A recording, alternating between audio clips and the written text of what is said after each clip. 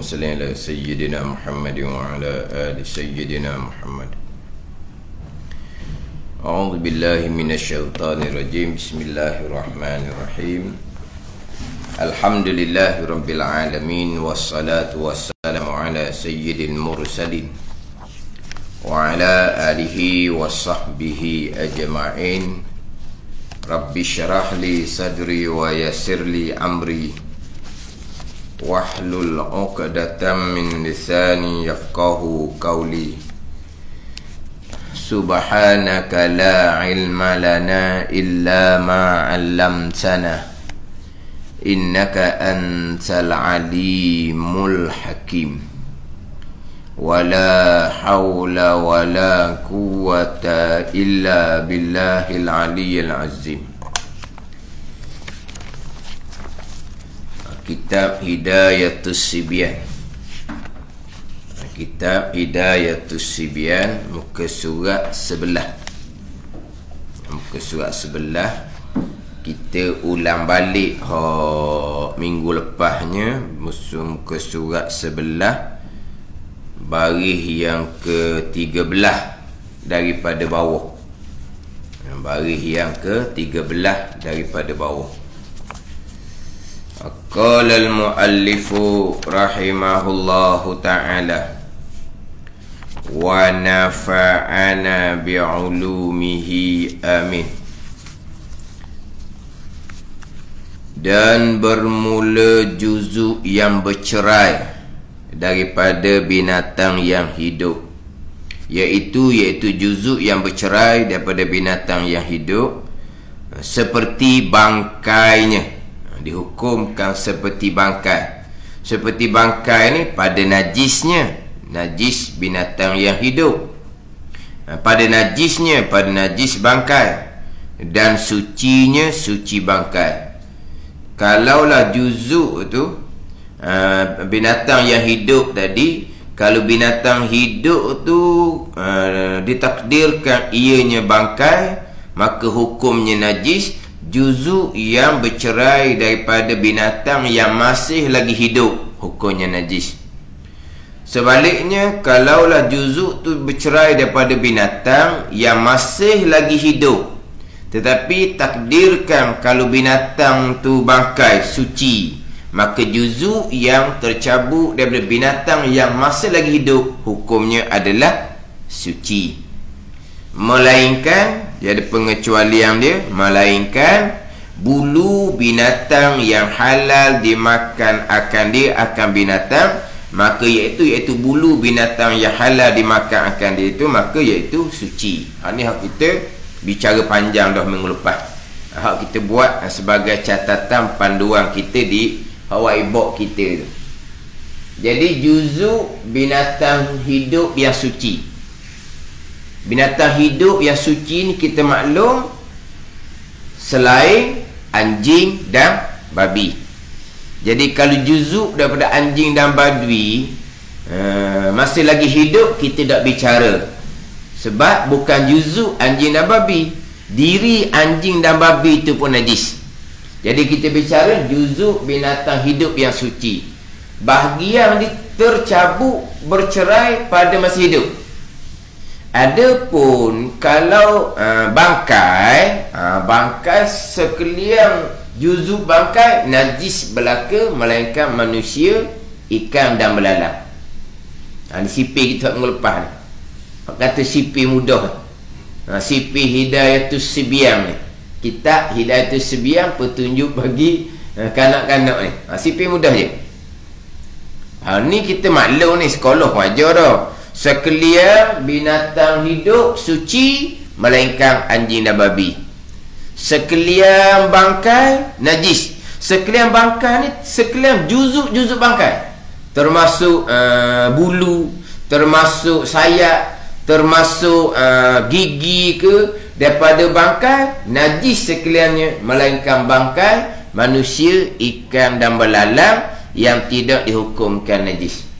Pada ni sekarang ni juzuk binatang hidup yang suci, juzuk dia bercerai pada masa binatang hidup, bahagian dia lah. Kau panggil apa? Juzuk ni. Bahasa kita tulis kok bahasa kita. Bahagian tau. Juzuk boleh tau. Tu apa dia juzuk? Bahasa Rumi kita, bahasa Melayu kita. Bahagian. Jadi bahagian binatang hidup yang suci. Bahagian ni bercerai daripada binatang hidup yang suci. Binatang hidup, tapi macam kita contoh minggu lepasnya, ayam kena langgar di kereta. Ayam tak mati, tapi dia punya peha dia terputus daripada ayam. Ayam tak mati, tapi ayam tu kita akan sembelih lah. Bak ayam kita sembelih tu clear lah bak ayam tu. Faham tak? Ayam tu clear lah sembelih tu. Sekarang ni macam mana dengan peha? Peha tu tercerai daripada ayam bukan selepas sembelih, ketika sebelum sembelih, masa ayam tu hidup. Macam mana dengan peha tu? Mana apa? Bercerai daripada ayam seketika ayam masih lagi hidup. Bercerai apa? Bercerai cabut peha. Macam mana pula ayam masih lagi hidup, kita cabut bulu dia. Itu bercerai pada masih hidup. Sekarang ayam hidup, ayam bangkai, semua juzuknya najis. Kita tak bicara. Kita bicara sekarang ni juzuk binatang yang masih lagi hidup bercerai. Juzuk yang bercerai daripada binatang yang masih lagi hidup. Juzuk yang bercerai, kita contoh peha ayam, kita contoh bulu ayam, bercerai pada masih hidup. Contoh minggu lepas laginya, bulu kucing. Kucing hidup, cabut bulu kucing. Kita contoh lagi minggu lepasnya, kelkatu. Kelkatu tu, kelkatu hidup, tapi dia punya sayap dia tercabut. Kadang-kadang di masjid di surau tu, dia punya sayap kelkatu tu, mana kita kata banyak sangat. Kelkatu hidup, lepas tu kelkatu tu kemudian mati lah. Macam mana kelkatu tu sendiri? Kan kelkatu tu kan bergerak, tapi dia punya sayap dia tak ada dah. Tapi ibu kelkatu tu masih lagi hidup. Itu mengapa juzuk yang bercerai daripada binatang hidup yang suci. Bak kelkatu suci, cuma tak boleh makan dia. Macam kucing lah, kucing suci, cuma kucing tu daging dia kita tak boleh nak makan. Sekarang ni juzuk yang bercerai daripada binatang hidup yang suci. Juzuk yang bercerai ni kita kena bahagi dua. Satunya juzuk yang ada darah mengalir, bahagian daging. Satu lagi juzuk yang tiada darah mengalir. Kita buat contoh di situ, bulu, sayap, taring, gading, kuku, tanduk, tidak ada darah mengalir. Dia lain hukum. Juzuk binatang yang ada darah mengalir, juzuk binatang yang suci yang bercerai pada masih hidup, yang tiada darah mengalir, lain hukum. Kena pecah dua tu dulu. Ini dia panggil apa ni? Tafsilan dia, huraian dia. Jadi kita pergi kepada hak darah mengalir. Untuk contoh tadinya, ayam kena langgar di kereta, ayam tak mati, tiba-tiba kaki ayam, peha ayam bercerai. Ayam tu kita sembelih, kemudian clear lah bak ayam tu sembelih tu, daging dia boleh kita makan. Hak peha yang tercabut pada masa hidup, nak kira macam mana? Kalau hak bahagian bercerai tu ada darah mengalir, jadi saya bagi dua tu. Manusia, ikan belalang. Selain daripada manusia, ikan dan belalang. Ayat kita dia lain. Ayat kita bermula juzuk yang bercerai daripada binatang yang hidup, iaitu juzuk yang bercerai itu seperti bangkainya. Hukum seperti bangkai. Hukum seperti bangkai. Binatang hidup tu kalau dia bangkai, suci ke najis? Ada sama hukum. Mana seperti bangkainya? Pada hukum najisnya, najis bangkai, dan sucinya. Kalau binatang hidup tu ditakdirkan bangkai, najis hukumnya, maka juzuk tu pun najis. Kalau binatang tu bangkai, suci, maka juzuknya pun suci. Jadi binatang yang bangkainya suci, manusia, ikan dan belalang. Pada ni. Maka juzuk yang bercerai daripada binatang hidup, manusia, ikan belalang, yang kalau bangkainya hukumnya suci, maka juzuk yang bercerai tu pun hukum suci. Gitu ya. Sekarang manusia mati, bangkai lah disebut sebab tidak sembelih syarak. Manusia mati, hukumnya suci. Jadi anggota tubuh manusia yang terpotong pada masa hidup, hukumnya suci. Contoh melepas jari. Jarinya kena mata meseng ke apa ke. Kan masa PKP baru ni kan, banyak berlaku pihak kecederaan. Kenapa? Kerana main meseng tu. Sebab apa? Sebab yang main meseng tu hari-harinya main peng di pejabat. Dia main peng. Bila PKP tak boleh kerja, dia pun main meseng. Main meseng tak sama dengan main peng. Peng kan? Orang dah jabat Assalamualaikum, dah kerja tak ada, dia pun main meseng. Macam-macam yang jumpa. Putus jari lah, meseng tu jatuh atas peha lah. Allah kata. Mana? Jadi kalaulah kata jari dia terpotong, ni terpotong lah, jari ni hukum dia suci ke najis?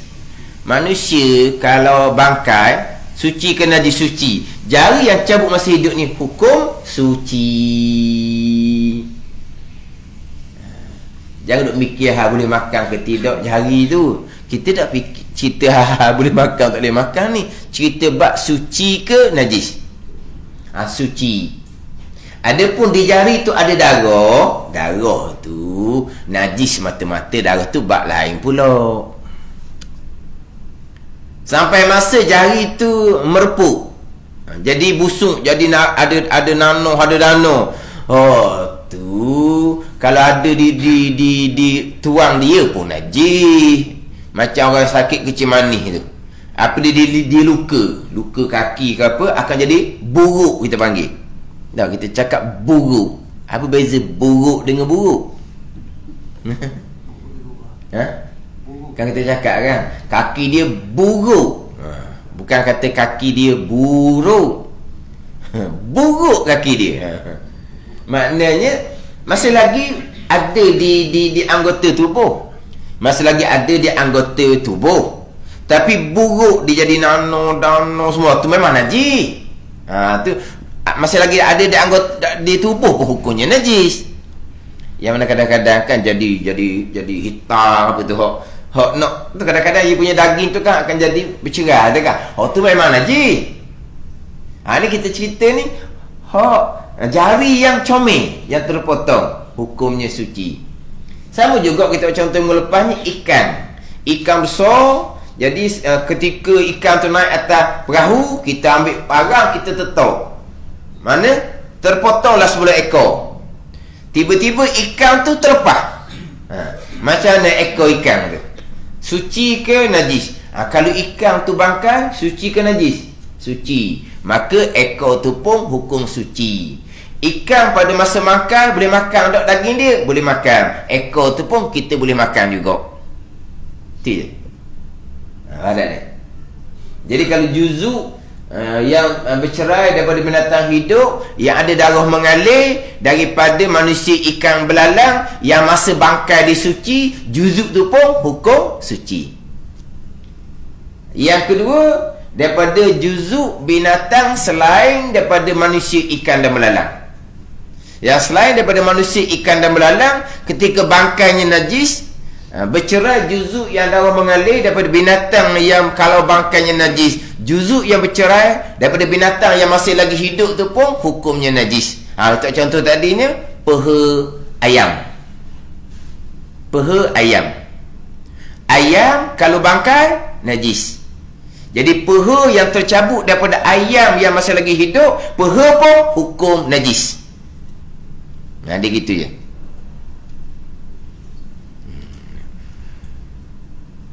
Mana ayam bangkai yang suci manusia, ikan dan belalang je kan. Peha ayam ke peha lembu ke, jangan main peha lembu. Orang curi lembu ni kadang-kadang dia boleh ambil peha lembu tak sembelih. Ni sungguh ni. Hak lembu tu dia tembok abak pelali, dia bubuh dalam kereta. Kereta pula kereta macam-macam yang ada dalam khabar tu kan. Kereta tu boleh kereta curi berapa kali. Dah kereta mahal, kereta molek-molek. Ada ke boleh berlembu dalam tu? Ada orang kata peha tu dia bersyatah lagi. Dia boleh tok peha lembu. Maknanya kalau dia sembelih lembu, dia sempat buat lagi peha tu suci lah dan boleh dimakan. Yang pernah berlakunya, dia tak sembelih pun lembu tu. Macam mana dia tok ke macam mana dia ambil peha. Kadang-kadang dia sembelih siap-siap. Dia kerak tu hanya sempat ambil peha. Tu suci dan boleh makan. Sebab itu sembelih. Sekarang ni kita cerita binatang hidup. Mana lembu tu hidup. Tiba-tiba dia kerak kaki lembu tu, dia ambil kaki saja. Maka kita balik kepada hukum. Lembu tu kalau bangkai, kalau mati tanpa sembelih, lembu tu suci ke najis? Najis. Maka peha yang dikerak pada masa lembu tu masih hidup, peha tu hukum najis. Gitu je. Jadi dalam kitab kita ni bermula juzuk yang bercerai daripada binatang yang hidup, tapi juzuk yang ada darah mengalir. Juzuk yang ada darah mengalir. Juzuk yang ada darah mengalir. Hukumnya iaitu seperti bangkainya. Hukum seperti bangkai. Pada hukum najisnya najis bangkai dan sucinya suci bangkai. Kalau ayam, kalau lembu, bangkai najis, maka peha ayam, peha lembu yang bercerai daripada ayam lembu yang masih lagi hidup, peha ayam dan lembu tu hukumnya najis. Berbeza dengan bercerai daripada binatang yang hidup yang ada darah mengalir, juzuk yang bercerai itu daripada manusia, ikan dan belalang, yang mana manusia, ikan dan belalang pada waktu bangkainya hukum suci. Juzuk yang bercerai daripada manusia, ikan dan belalang yang ada darah mengalir, juzuk tu pun hukumnya suci. Kan? Ni orang yang kedua ni cuma tulis dia buat ibok je. Ngapalah sipir itu mudah je. Kemudian dalam kitab kita ni, melainkan bulu binatang yang halal dimakan akan dia, mereka iaitu suci. Dia buat melainkan bulu. Dia bukan bulu ni. Juzuk binatang yang tiada darah mengalir. Contohnya bulu, sayap. Bulu, sayap, taring, gading, kuku, apa semua tu lah. Hak tiada darah mengalir. Kita buat contoh satulah, bulu. Sebab dalam kitab ni pun didatangkan pengecualian, melainkan bulu yang halal dimakan akan dia, akan binatang, maka iaitu bulu daripada binatang yang halal dimakan akan dia tu hukumnya suci. Jadi kita pergi bukan bulu. Bulu tu contoh. Juzuk binatang yang tiada darah mengalir. Bulu, sayap. Itu contoh. Gigi kepada bulu tu daripada binatang mana? Binatang yang halal dimakan dagingnya apabila kita sembelih. Maka bulu yang kita cabut masih hidup, hukumnya suci. Mana binatang yang halal dimakan bila kita sembelih? Ayam lah, kambing, lembu. Ni hak binatang yang halal dimakan dagingnya apabila kita sembelih. Jadi kita cabut bulu ayam. Ayam ni kita tak sembelih. Ayam ni masih lagi hidup. Tapi ayam ni kalau tersembelih, halal tak daging dia kita makan? Halal. Bulu yang kita cabut daripada ayam pada masa ayam hidup, bulu tu hukumnya suci. Bulu kambing hukumnya suci. Pada ni, bulu kambing hukumnya suci. Sebab kambing, kalau kita sembelih kambing, daging kambing halal dimakan, maka bulu kambing yang bercerai daripada kambing pada masa kambing masih lagi hidup, bulu tu hukumnya suci. Sebaliknya, bulu yang bercerai daripada binatang yang haram dimakan daging. Contoh hampir dengan kitanya, bulu kucing. Kucing adalah binatang yang dagingnya haram dimakan. Maka bulu kucing yang bercerai pada masa hidup, hukumnya najis. Ini cerita hak hidup ni. Kalau bercerai daripada bangkai, hak tu najis belaka lah. Melainkan manusia, ikan dan belalang je hak tak najis. Kita cerita ni binatang hidup, bercerai daripada binatang hidup. Bulu yang bercerai daripada binatang hidup, hukumnya macam mana? Tengok, bulu tu daripada binatang yang hidup, yang dagingnya boleh makan tak kalau sembelih. Daging boleh makan, macam ayam. Maka bulu ayam yang cabut pada masa hidup, hukumnya suci. Sebaliknya, bulu kucing. Kucing ni, adakah daging dia halal dimakan? Tidak halal dimakan. Maka bulu yang cabut daripada kucing yang hidup, hukumnya adalah najis. Gitu je. Bulu ke sayap. Tadi cerita sayap. Sayap kelkatu. Kelkatu hidup, tapi bercerai. Sayap ni daripada kelkatu binatang yang hidup. Kelkatu daging kita makan ke tak? Tak. Sayapnya hukumnya najis. Mana?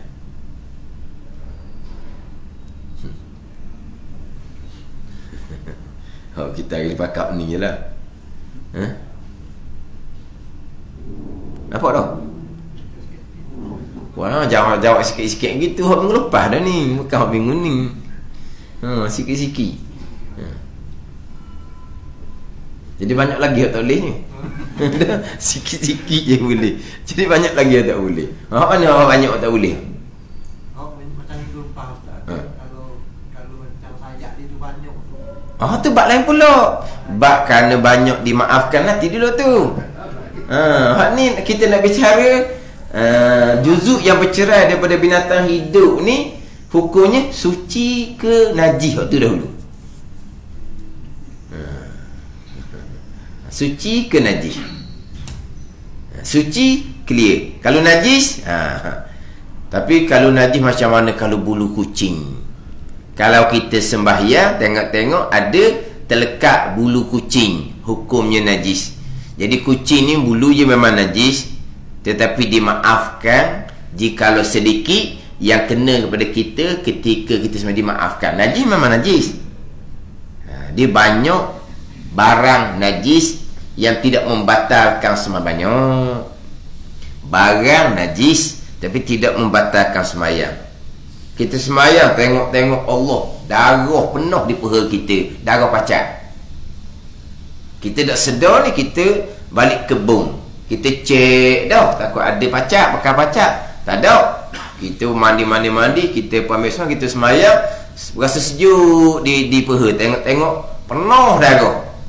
Najis ke tak? Darah memang najis, tetapi dimaafkan pada sembahyang. Banyak mana di peha, banyak mana di kain pelekat, banyak mana di sejadah kita, dimaafkan. Teruskan sembahyang, sembahyang sah. Dia banyak pula najis yang najis tapi dimaafkan pada sembahyang. Sebab itulah syarat sah sembahyang, suci daripada najis yang tiada dimaafkan. Gitu. Bukan suci daripada najis secara umum, bukan. Suci daripada najis yang tiada dimaafkan. Kalau najis yang dimaafkan, tak ada masalah, sembahyang sah. Kita sembahyang, tengok-tengok bisu kita pecah.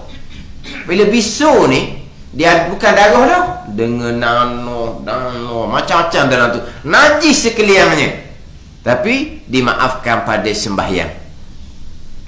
Sebab tu kita basuhlah sebab najis, tapi sembahyang kita sah. Sebab apa? Najis yang dimaafkan. Jadi bulu kucing memang najis, tetapi kucing ni binatang yang berkeliling dengan kita, yang hidup bersama dengan kita. Jadi kalau bulu tu najis yang tidak dimaafkan, jadi kesukaran kepada kita, maka dimaafkan jikalau sedikit. Jangan sampai ke penuh bulu kucing di pakaian kita, hak tu tak maaf, mai tidak sah. Kalau kita ni kebah dah, ada lagi tinggal beberapa helai bulu kucing, tu tak apa, teruskan sembahyang. Sembahyang kita sah. Sebab apa? Sebab dimaafkan. Najis memang najis, tapi dimaafkan jikalau sedikit. Sama dengan sayap kelkatu tu, memang najis, tapi apabila banyak sangat ni, kita sapuh lah, kita vacuum lah, kira lah macam mana pun sapu tak jadilah sebab dia terbang. Sayap tu ringan kan, orang vacuum lah kita kata. Tapi ketika sembahyang isyak tu, ada sayap tu dalam poket kita ke, ada sayap tu di tempat sembahyang kita ke, najis, memang najis. Tetapi dimaafkan sebab benda tu terlampau banyak. Sukar kita nak jaga. Sukar kita nak jaga. Maksudnya kalau kita kena pada kita sedikit-sedikit, dimaafkan pada sembahyang. Barang tu sayap kelkatu tu memang najis. Sebab kelkatu binatang yang daging tak boleh makan. Maka sayap dia yang bercerai pada masa hidup, hukumnya najis. Kan?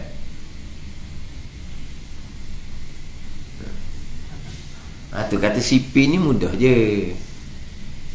Cuma kena bagi dua lah.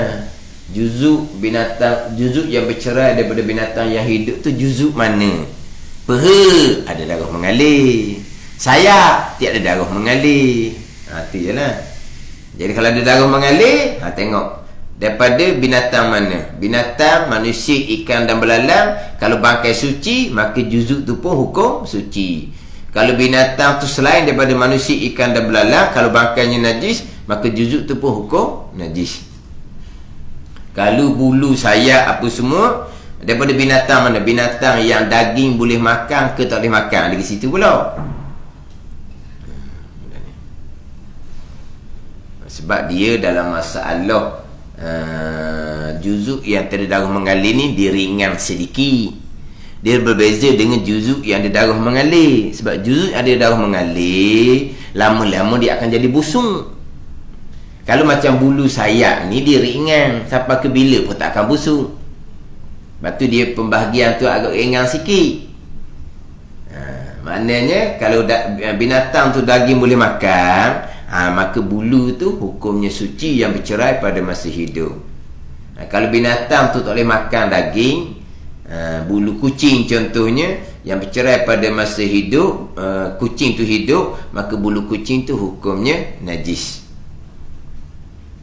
Faham sini? Faham lah duk tanya dengan taring lah, dengan gading lah, dengan kuku lah, harimau lah, beruang lah, gajah lah.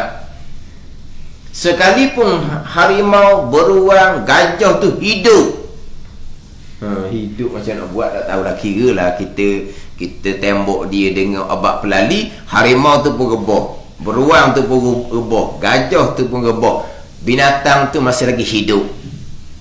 Kita pun ambil dia punya kuku ke, taring ke, gading ke, harimau, beruang, gajah, binatang yang dagingnya halal dimakan boleh sembelih ataupun haram dimakan, maka kita cabut pada masa hidup sekalipun, hukumnya tetap najis. Tapi hak berlakunya, dia ambil kuku ke, taring ke, memanglah binatang tu bangkai, sama telah lah najis. Bukan kata harimau, beruang, lembu sekalipun hak bangkai, tengok dia punya tanduk dicomel, lembu hak kena langgar di lori tu, kita kata lembu tu bangkai, tapi dia punya tanduk dicomel, boleh dah ambil. Sekalian juzuk bangkai najis, termasuk dia punya tanduk tu. Walhal lembu daging dia boleh dimakan, boleh sembelih. Sekarang ni bukan sembelih. Kalau lembu tu sembelih, juzuk dia suci belaka lah kalau sembelih. Sekarang ni lembu tu bangkai, juzuk dia najis. Ni kalau harimau, beruang, gajah bangkai, saya dah cerita lah waktunya. Tapi kalau lah lembu, dia punya tanduk dia tercabut, patah misalnya, lembu hidup, suci. Sebab apa? Sebab juzuk yang bercerai, yang tak ada darah mengalir daripada binatang hidup yang dagingnya halal dimakan boleh sembelih, lembu, maka tanduk dia hak patah pada masa hidup tu suci lah. Tapi kalaulah harimau, beruang, gajah masa hidup sekalipun kalau bercerai, hukumnya najis. Sebab apa? Sebab daripada binatang yang dagingnya haram dimakan. Ni cerita mazhab Syafi'i kita. Cerita mazhab Syafi'i. Jadi orang duk tanya, banyak berlaku tu, dia buat mata cicing lah daripada taring, gading, kuku, binatang-binatang buah ni lah. Dia buat lokek lah, macam-macam tu. Lepas tu bawa masuk semayang. Dia buat kunci tu, dia buat kunci je. Tak apalah. Tapi kunci tu ibu mana? Buat poket. Dia bawa masuk semayang. Najis belaka tu. Tak sah semayang. Dah kalau berlaku dah macam mana? Kalau mazhab Hanafi, Maliki dia mudah. Hanafi, Maliki, jangan juzuk yang ada darah mengalir dia. Juzuk yang tak ada darah mengalir, ni hak yang dulu ni. Juzuk yang tak ada darah mengalir ke semua binatang mana sekalipun, walaupun binatang tu bangkai sekalipun, hukumnya suci. Pada ni. Itu mazhab Hanafi dengan Maliki. Juzuk yang tiada darah mengalir, bulu, tanduk, taring, gading, kuku, apa semua tu, bukan kata bercerai daripada binatang hidup, bercerai daripada bangkai sekalipun, hukumnya suci. Bangkai tu najis. Tapi juzuk bangkai yang tiada darah mengalir, dia ubah hukum suci belaka. Sebab tiada darah mengalir, juzuk tersebut tidak akan jadi busuk pun, sebab tidak ada darah mengalir. Itu mazhab Hanafi dengan Maliki. Sehingga kalau mazhab Maliki pula, bukan kata bulu kan, bulu babi sekalipun, mazhab Malikinya hukumnya adalah suci. Mazhab Maliki babi tak najis, hati je isu dianya. Jadi kalau kita terkena beruh tak beruh cak apa tu? Beruh tu. Beruh cak biasanya orang terkena bulu babi. Dia kata bulu babi ni adalah dia punya pengecaman dia tu. Ada pengecaman dia, bulu babi ni. Lepas tu macam mana tu? Mazhab Maliki suci. Gitu jelah. Bukan kita saja nak ambil bulu babi ni. Kalau terkena seumpama tu. Jadi mazhab Hanafi, Maliki, kalaulah juzuk binatang tu tiada darah mengalir, bercerai pada masa hidup ke, pada masa bangkai ke, suci.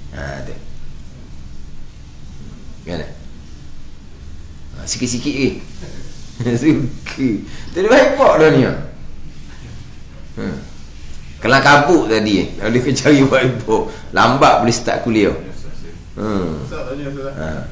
Kita boleh campur ke mazhab-mazhab ni? Orang lain tu kita pakai kita sama, tapi tak kecil contohnya. Nak pakai mazhab yang sangat kecil. Dia bab mazhab ni kita nak elok daripada talfiq. Talfiq ni orang panggil separuh-separuh. Bab najis nak pakai mazhab Hanafi, Maliki. Tapi bab syarak, sembahyang apa semua, kita nak pakai mazhab Syafi'i. Jadi panggil apa tu? Panggil separuh-separuh. Dia panggil talfiq.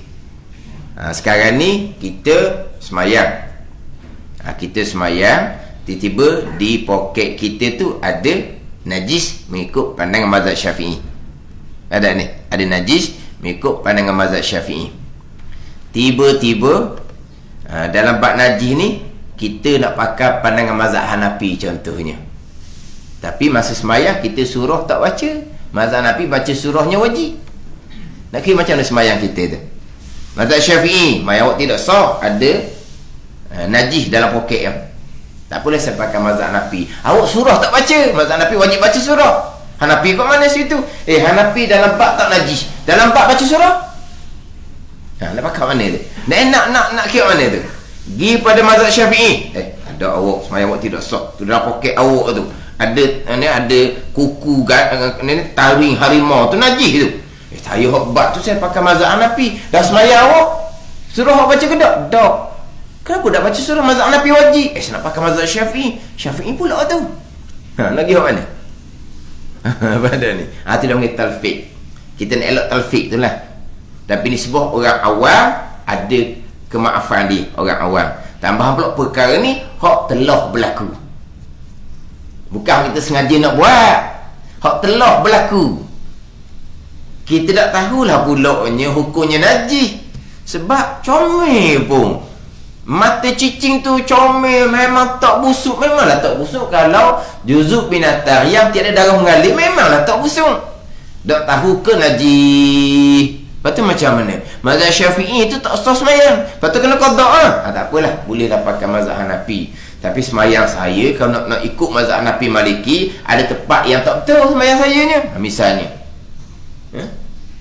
siap lagi pada masa ambil wuduk tu pula. Masa ambil wuduk, contohnya, dia pun basah jari sikit, dia pun sapu kepala sikit. Kan mazhab Syafi'i sah dah kan? Sapu sikit je kepala, mazhab Syafi'i tu sah. Mazhab Hanafi tak sah wuduk awak. Mazhab Maliki tak sah wuduk awak. Semayang tak sah. Tiba-tiba bila kena buat najis, ni ada dalam poket kita ni, najis ni. Saya pakai mazhab Maliki dan Hanafi. Maliki Hanafi bukan semayang awak, wuduk awak tak sah awal lagi. Mai duk sapu kepala sikit je. Sebab mazhab Hanafi sekurang-kurangnya kena sapu 1/4 kepala. Mazhab Maliki kena sapu sekalian kepala baru sah wuduk. Tiba-tiba kita sapu sikit je, tak apalah pakai mazhab Syafi'i. Tiba-tiba dalam poket kita ada najis. Hak ada kata daripada taring, gading, hak najis je. Nak pakai mazhab Hanafi Maliki macam mana? Dia panggil talfiq. Tapi di situ banyak pula khilaf di kalangan ulama berkaitan dengan hukum talfiq ni. Apa-apa? Separuh-separuh ni khilaf ulama. Cuma saya sebut tadinya hak telah berlaku sebelum ni. Kalau mazhab Syafi'i kata najis, semayang tidak sah, wajib tak kena qada, tak apalah, tak payah qada lah, pakai Maliki, maknanya Hanafi Maliki. Tapi wuduk saya, semayang saya tak berapa menepati mana mazhab Maliki Hanafi, tak apalah, dimaafkan waktu benar lepas dah. Gitu je lah.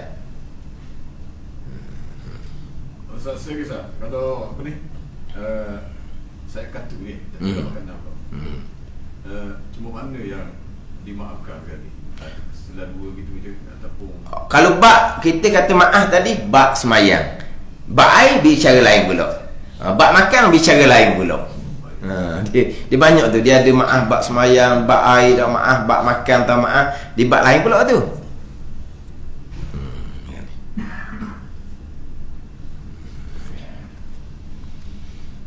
Itu ada orang tanya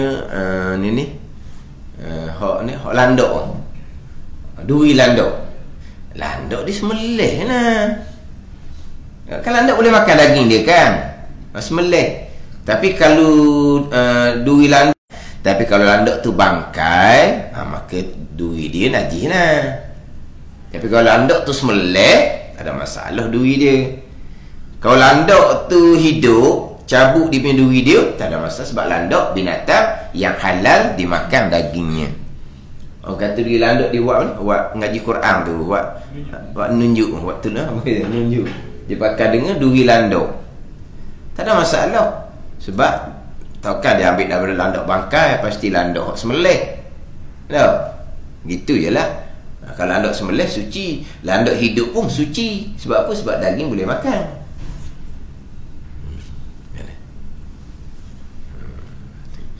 Nak tulis, nak faham molek sipir tu lah. Sipir macam di belakang buku tulis tu, 1x1, 2x1, 3x1. Tahu sipir tu mudah lah kira. Ini bersama tahu sipir mudah lah kira. Mudah je sipir dia nya. Kemudian minggu lepasnya saya sebut berkaitan dengan tambahan pula susu. Susu lain. Dia di susu sama dengan persoalan bulu dan sayap. Di susu sama dengan persoalan bulu dan sayap. Susu daripada binatang yang halal dimakan, susu kambing, susu lembu, suci dan halal dimakan. Kalau susu daripada binatang yang haram dimakan dagingnya, susu kucing, hukumnya najis. Jadi kalau kucing tu ada anak kecil, kena jagalah, sebab dia menyusu tu rata-rata pasti bertitik kan, najis. Kalau saya sebut mengelepasnya, susu harimau. Orang tua-tua kita buat obat sakit lelok, dia kata, wallahu alam lah tu. Kalau tak ada obat lain, memanglah diharuskan. Tapi apa hukum susu harimau? Susu daripada binatang yang daging tak boleh makan, susu tu najis. Hak melainkan susu manusia. Manusia daging dia tak boleh makan, tapi susunya suci dan boleh diminum. Tu kalau bab susu. Hak minggu lepas saya sebut berkaitan dengan telur. Telur lah. Kalau telur tu tak ada kulit lagi, telur ni telur macam telur ayam tu kadang-kadang kan. Jadi telur tu tak ada kulit lah. Kalau telur ayam kalau tak ada kulit lagi tu, kalau ayam tu sembelih, telur tu suci, boleh dia makan. Kalau ayam tu bangkai, telur tu pun najis. Telur belum ada kulit Adapun kalau telur yang sudah ada kulit, bukan kata ayam tu bangkai, suci, telur tu dah boleh dimakan. Telur daripada binatang yang daging tak boleh makan sekalipun, telur tu hukumnya suci. Telur cicak hukumnya suci, tapi tak boleh makan. Telur ular ke telur biawak ke hukum suci, tapi tak boleh makan sebab dia ada racun. Mana contoh telur binatang yang daging tak boleh makan? Telur penyu tak boleh makan daging dia, tapi telur dia suci serta boleh dimakan. Dia telur daripada binatang mana sekalipun, daging boleh makan ataupun tidak, binatang tu hidup ataupun bangkai, telur hukumnya suci. Suci telur tu boleh dimakan atau tidak, itu bicara lain pula. Ada racun ke tidak di telur tu? Ada racun tak boleh makan lah. Malaikat telur al-baidul mazir dipanggil. Baidul mazir ni telur tembelang, maka hukumnya najis walaupun telur ayam sekalipun hukumnya najis. Yang saya contoh minggu lepasnya, kita semayang pakai baju lama dah kita simpan dalam amari. Kita bersemayang tengok, Allah, ada telur cicak dalam poket kita. Telur cicak tu molek lagi, tak najis. Telur cicak tu saja jadi hitam, tu telur tembelang, tu najis, semayang kita tak sah. Dia gitu je. Kalau telur cicak tu putih molek lagi, makna telur tu belum lagi tembelang, kita panggil suci. Cicak daging tak boleh makan. Itu bab lain kalau bab telur. Telur lain. Sebab telur ni ringan sikit, sebab telur ni kira asal kejadian sesuatu binatang. Telur tu asal kejadian. Sebab itulah air mani suci belaka daripada binatang mana sekalipun. Melainkan air mani anjing dan babi baru hukum najis. Sebab apa? Sebab air mani sebagaimana telur asal kejadian binatang. Kalau binatang tu suci, telurnya suci, air maninya suci. Kan ada? Dah cicak suci. Ular buaya, ular biawak suci, maka telur dia pun suci. Air mani pun hukum suci. Sebab apa? Sebab telur, air mani adalah asal kejadian binatang. Kalau binatang tu suci, asal kejadian telur, air mani hukumnya suci. Tapi kalau binatang tu anjing dan babi, air mani dia pun najis lah. Sebab binatang tu binatang najis. Kalau binatang tu suci, telur suci, air mani suci. Binatang tu suci, boleh makan tak boleh makan, binatang tu bicara lain. Kalau binatang tu suci, telurnya suci, air maninya suci. Sebab telur dan air mani adalah kejadian binatang tu. Kalau binatang tu suci, cicak suci, telur suci lah. Dia di situ. Ada ni. Tu si pihak tambahan lah. Tambahan pun ulang kali kedua tu minggu lepas cerita dah. Kita ni molek buat ujian awak tahu. Sedang. Tanya buat CP najis. Baru tak mari tau. Baru tak mari. Jadi kita ulang minggu lepas ni, mana kita nak buat tu sikit lah, buat gambar rajak. Sebab kita nak bicara, nak jumpa balik hukum hakam ni payah pula. Kitab ni dia agak comel sikit cara susunan dia berkaitan dengan benda-benda yang hukumnya adalah najis. Kemudian kita berhentinya dan bermula tiap-tiap cair lagi memabukkan, iaitu dinamakan di akal arak, iaitu najis, iaitu yang dinamakan di arak, iaitu najis. Wallahu a'lam. Bismillahirrahmanirrahim. Alhamdulillahirabbil alamin, wassalatu wassalamu ala sayyidil mursalin wa ala alihi wa sahbihi ajma'in.